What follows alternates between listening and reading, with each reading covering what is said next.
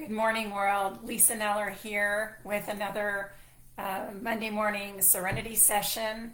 Before I start, I just want to remind you that we're always paying attention to the minds and the hearts and the body. And I put my hands on my belly when I say body because this is a mind, body, spirit, or mind, heart, and body practice, this serenity session. So just asking you to be aware that you have all three parts of you, and sometimes we live more in our head, sometimes we live more in our hearts, and sometimes we live more from our bodies. And it's kind of good to know that, and then also it's nice to bring balance to that.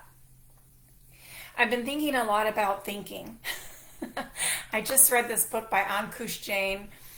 He's a phenomenal coach in the UK. He has a coaching school, and it's called Sweet Sharing. And it's such a beautiful book because it goes through his life and all the different changes that he's had in his thinking due to a lot of coaching, honestly. But, going from thinking certain things about the way the world works, or, people that he's encountered in his life and all that kind of thing, and then just understanding that he was having all these misunderstandings. And once he understood he was misunderstanding his own thinking, then he was able to make a shift. And that's one of the things about being human, is that we can notice who we're being. We can shift who we're being, and we're always being. So and that's I'm starting to talk about the art of being, which is not really what I was focusing on today, but that's kind of where it will take us eventually. And I don't mean to be esoteric here, but I've been studying for a few years, or following a gentleman by the name of Michael Neal, and he wrote a book called Super Coach. I'll show you the book. It looks like this. And he's an amazing author, 10 Secrets to Transform Anyone's Life. And one of the first things he shares is the idea that there is mind, which you might call God or infinite wisdom, consciousness, which is our ability to see the world and experience it, and then thought, which is it's like a tool we have. Thinking is a tool we have to create from. And he starts with this premise of the book that we were all born happy. So one of the goals of this serenity session is to help you come back to your serenity, to help you come back to your calm, to help you come back to the reality of who you are, your true self. And one of the ways we do that is by examining our thinking and also reality. So I'm going to take a sip of tea here. My voice is a little funny. Hopefully that'll calm it down a little bit. Okay, so in his book Super Coach, he describes what mind, consciousness, and thought are, and I'm just going to share this. This is from a teaching of Sydney Banks, who codified or came up with the idea of the three principles, which are the principle of mind, the principle of consciousness, and the principle of thought. And mind is the intelligence of literally all things in this world or any other world. It's the mind that has the power to guide you through life. Consciousness gives us the ability to realize the existence of life. Consciousness is infinite. There's no end to it. And thought is a gift we were given to have the freedom to walk through life and see what we want to see. Thought is not reality, yet it is through thought that our realities are created. So mind plus consciousness plus thought equals reality. Our thoughts are the camera, our eyes are the lens. And you put them together, and the picture we see is reality. And of course, he goes way more into this, but what happens, so we have those three principles. And then we have this idea that we're born happy. When we come out of the womb, we're just dependent little creatures. But something is forming us. Something is creating us. Something is beating our hearts, inflating our lungs. And what could be really helpful is to remember that from the time we're born till the time we become adults, there's a lot of programming that goes on. Just like think of what goes into your computer, the software and everything. That is all of our experiences, all the things that we've learned, the things that we've observed.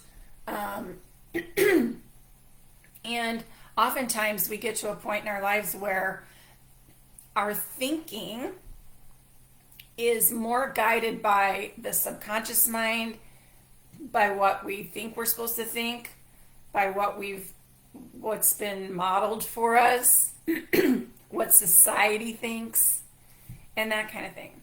And one of the things I learned in yoga was to start to notice my thinking, because we can often have really negative thoughts or misguided thoughts that don't line up with reality. And when we start to see that, we can start to realize, that thought, like that, I'm not going to give any attention to that. So the idea isn't to like control your thoughts, but rather to kind of get a handle on noticing your thoughts, so that when you notice your thoughts, you can take each of them to inquiry. Now we have thousands and thousands of thoughts every day, so you're not going to take everyone to inquiry, but there are going to be some that drive you.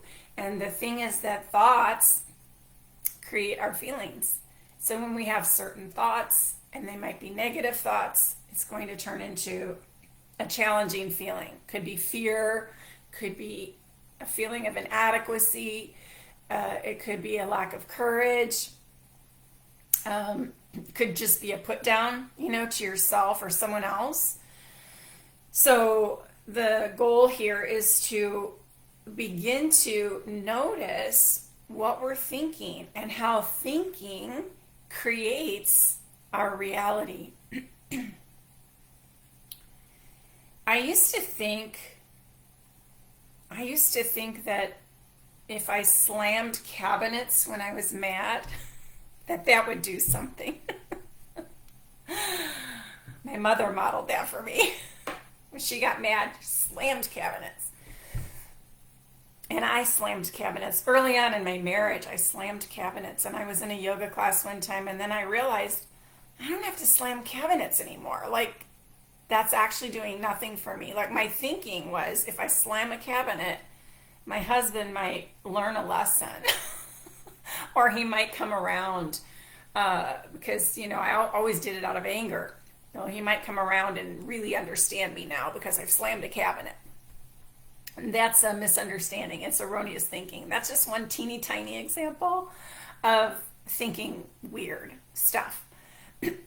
I like to go back. I like to think about when I was a baby, when I was a toddler, and how happy I was, and how the programming hadn't really started yet. Mostly, I was just getting a lot of love and attention. And I like to go back there because that's really the essence of who we are. So when we're born, we have a clean slate. And in some cultures and some religions, they might say, you're a born sinner. But no, we're just born human. We're born human. And we're born out of this bigger mind, this bigger intelligence. And then we get to experience life through consciousness. And then we get to have these thoughts. And the thoughts come through our programming. So today I invite you, the invitation is for you to begin to really notice your thinking and how it's affecting how you feel and how that affects whatever action you take. So if you're struggling in a relationship, if you're struggling in a job, if you're struggling with something within your relationships or in your career or in your life, and you're thinking that maybe it's coming from out there, maybe take a gander inside, take a look inside, see what's going on in here, see what's going on here, and then see if you can identify what thoughts you're having, and then take those thoughts to inquiry. Are they true? Is this thought true? Does it line up with reality? Does it make sense for me to be having this thought?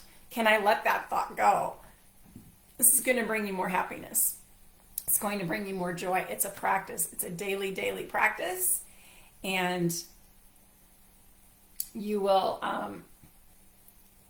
if you practice it regularly, really kind of noticing your thinking, then you're going to have a greater awareness. Your level of consciousness is going to raise, and you're going to recognize that you have choices in your thinking, that your thoughts are going to create your reality, and you can choose different thoughts. You can make them up if you want to. All right, so that's what I have for you today. Mind, body, spirit. Mind, consciousness, and thought equals mind plus consciousness plus thought equals reality. And I know it's kind of deep, but I like to go deep. So if you ever want to go deep with me and examine those kinds of ideas, then reach out, because I would love to have a conversation with you.